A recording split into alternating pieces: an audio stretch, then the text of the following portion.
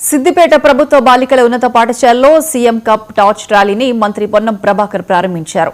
ఈ కార్యక్రమంలో కలెక్టర్ హైమావతి, గ్రంథాలయ సంస్థ చైర్మన్ లింగమూర్తి, జిల్లా యువజన క్రీడల అభివృద్ధి అధికారి వెంకట నరసయ్య, సిద్దిపేట కాంగ్రెస్ ఇన్ఛార్జ్ పూజల హరికృష్ణ టార్చ్ ర్యాలీలో పాల్గొన్నారు.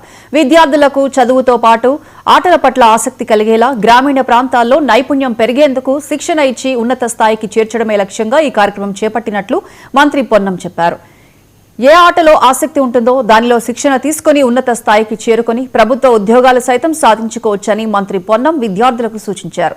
గ్రామీణ, మండల, జిల్లా, రాష్ట్ర స్థాయిలో జరిగే సీఎం కప్ టోర్నీలో రాణించాలని విద్యార్థులను మంత్రి ఉత్తేజపరిచారు.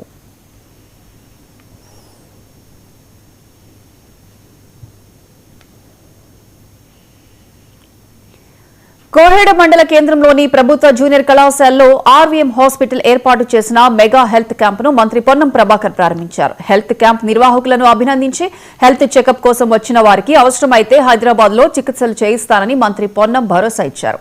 తర్వాత మంత్రి తంగలపల్లి శివారులో నిర్మిస్తున్న young India integrated residential school భవన నిర్మాణ పనులు మంత్రి పొన్నం ప్రభాకర్ పరిశీలించారు. నిర్మాణ పనులను వేగవంతం చేసి తరగతి గదులతో పాటు హాస్టల్ భవనాల పనులు కూడా ప్రారంభించాలని అధికారులను మంత్రి పొన్నం ప్రభాకర్ ఆదేశించారు.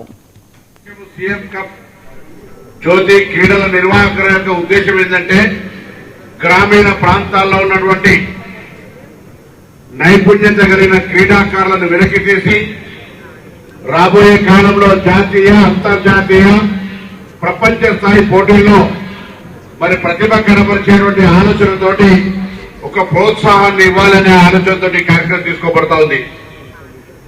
ప్రతిభ కలిగిన వాళ్ళందరికీ ప్రత్యేకమైనటువంటి శిక్షణ ఇచ్చి వారిని ఉన్నతమైనటువంటి స్థానంకు తీసుకుపోయే విధంగా తెలంగాణ ప్రభుత్వం యంగ్ ఇండియా స్పోర్ట్స్ యూనివర్సిటీ కూడా ఏర్పాటు చేసింది.